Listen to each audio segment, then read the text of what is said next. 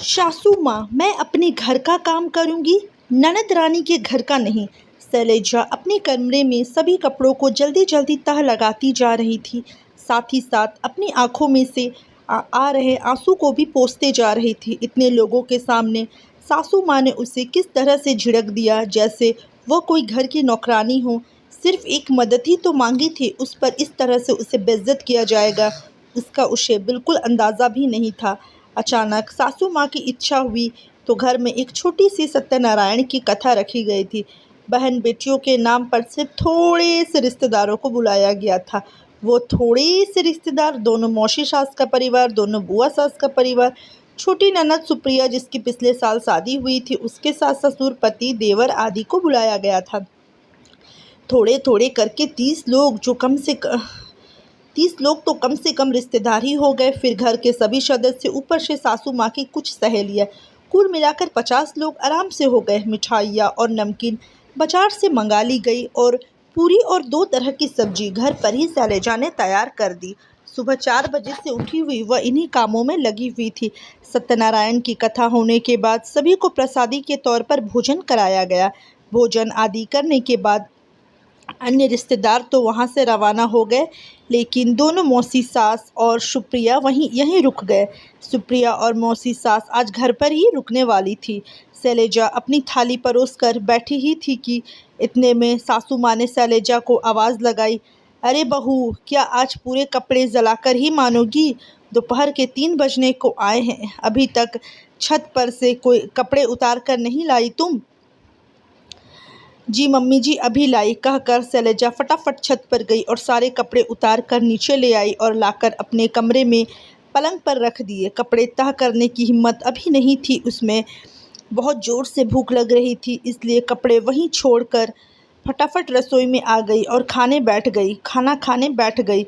अभी 3-4 निवाले ही पेट में गए थे कि सासू माँ की आवाज़ आई, बहू, ये कपड़े यहाँ क्यों फैला रखे हैं, इन्हें हटाओ।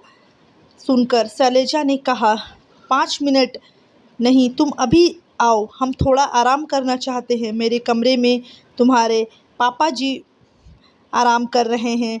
आखिर उसे उठकर कमरे में आना ही पड़ा। उसने कपड़े पलंग पर से हटाए और एक तरफ टेबल पर रख दिए और वापस जाने लगी। सासू माँ ने टोका, कपड़े को इधर से उधर क्यों पटक रही हो? तह लगाकर क्यों नहीं रख देती? कम से कम सलवट्टे तो नहीं आएगी? शैलेजा को बहुत ज़ोर से भूख लग रही थी, इसलिए उसने सुप्रिया से कहा, सुप्रिया दीदी, प्लीज़ आप कपड़े समेट दीजिए ना, तब तक मैं खाना खा लेती हूँ, बहुत भूख लग रही है। बहू, तुझे शर्म नहीं आती सुप्रिया से काम करने के लिए कहते हुए? पर मम्मी जी, शादी से पहले भी तो सुप्रिया दीदी मेरी मदद करती थी ना। पर मम्मी जी, शादी से पहले भी तो सुप्रिया में दीदी मेरी मदद करती थी ना। पहले की बात कुछ और थी, लेकिन अब नहीं। लोग क्या कहेंगे कि ननद से काम करवाती है, अपने ससुराल का भी काम करे और तुम्हारे घर का भी काम करे। वो भी इंसान है, खबरदार मेरी बेटी से अगर घर का काम करवाया तो। सासू माँ की बात में मौसी सास ने भी हाँ में हाँ मिलाई और सुप्रिया ने तो यहाँ तक कह दिया कि भाभी, मैं अपने ससुराल का काम भी करूँ और आपके घर का भी। माफ़ करना, मैं कोई नौकरानी नहीं हूँ। आपके कपड़े हैं, आप ही तह करो। फिर अपनी मम्मी से बोली, मम्मी आप तो बाहर चलो, हम तो बाहर बैठकर ही आराम से बात कर लेंगे, कहकर चारों हॉल में आकर बैठ गई। इधर शैलेजा को गुस्से के साथ साथ रोना भी बहुत आया। पहले कपड़े तह लगाने ही शुरू कर दिए। कपड़े तह लगाते वक्त मन ही मन कई विचार दिमाग में आ रहे थे।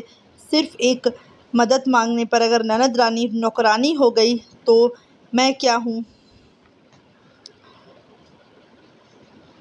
जब सुप्रिया की शादी के 3 महीने बाद उसके ससुर जी रिटायर हुए थे और उन्होंने काफ़ी बड़ा प्रोग्राम किया था, तब भी जब तक वहाँ रही तब तक उनके घर की सुप्रिया की मदद में लगी रही। माना कि खाने के लिए हलवाई रखा था, पर चाय नाश्ता तो रसोई से जा रहा था और मैं बराबर वहाँ उनके साथ लगी हुई थी। अभी पिछले महीना सुप्रिया के सास ससुर की शादी की सालगिरह थी, तब भी 50-60 लोगों का प्रोग्राम था। उस दिन भी सुबह सुबह ही सासू माँ ने मुझे उनके घर भेज दिया ताकि सुप्रिया को मदद मिल सके। मैं भी खुशी खुशी चली गई। सुबह से शाम तक सारे काम किए, सारे काम निपटाकर उसके बाद ही घर आई थी। पर मेरे मन में तो यह बात नहीं आई कि मैं नौकरानी हूँ। उल्टा सासू माँ तो कितनी खुश हुई थी कि मैं सुप्रिया की मदद कर रही हूँ। पर आज खैर, शैलजा ने विचारों को झटक कर सारे कपड़ों को तह लगा कर रख दिया। रसोई में गई और थोड़ा बहुत खाना खाया और अपने कमरे में आ गई आराम करने। कुछ दिन बाद सुप्रिया के ससुराल में उसके सास ससुर ने भी सत्यनारायण की पूजा का आयोजन रखा। ज़्यादा नहीं, 30 लोगों का ही न्योता था। सासू माँ ने शैलजा को बुलाकर कहा, बहू तुम सुबह जल्दी ही निकल जाना ताकि सुप्रिया को थोड़ी मदद मिल जाए, और शाम को सारा काम फ्री करने के बाद ही वापस आना ताकि सुप्रिया को थोड़ा आराम मिल सके। उनकी बात सुनकर शैलजा ने जवाब दिया, माफ़ करना मम्मी जी, मैं इतनी जल्दी नहीं जाऊंगी। उसकी बात सुनकर सासू माँ ने हैरानी से देखा और फिर कहा, क्यों, क्या बात हो गई? अरे, मेहमानों की तरह जाओगी क्या सिर्फ खाने के लिए? वो लोग क्या कहेंगे? कैसी भाभी है जो ननद की मदद भी ना करा सकती? मम्मी जी, अगर मैं वहाँ जाकर उनके घर का काम में मदद कराने लगी तो लोग क्या कहेंगे? मैं सुप्रिया की भाभी हूँ और उसके ससुराल जाकर काम कर रही हूँ। मेरी ननद रानी को ताने सुनने पड़ेंगे। क्यों, पहले भी तो 2 बार सुप्रिया के घर में काम पड़ा था, तब तो तूने जाकर काम करवाया था। अब क्या हो गया जो तू मना करने लगी? सासू माँ ने तुनकते हुए कहा।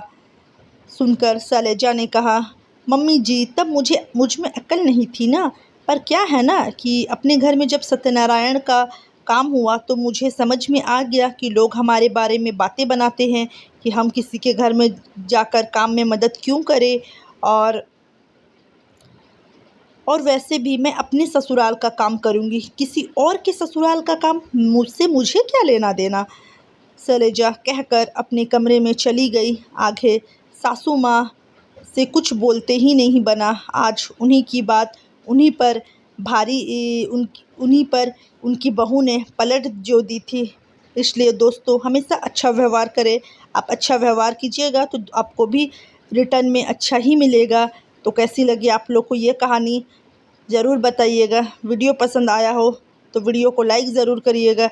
अगर चैनल पर नए आए हों तो चैनल को सब्सक्राइब ज़रूर करें।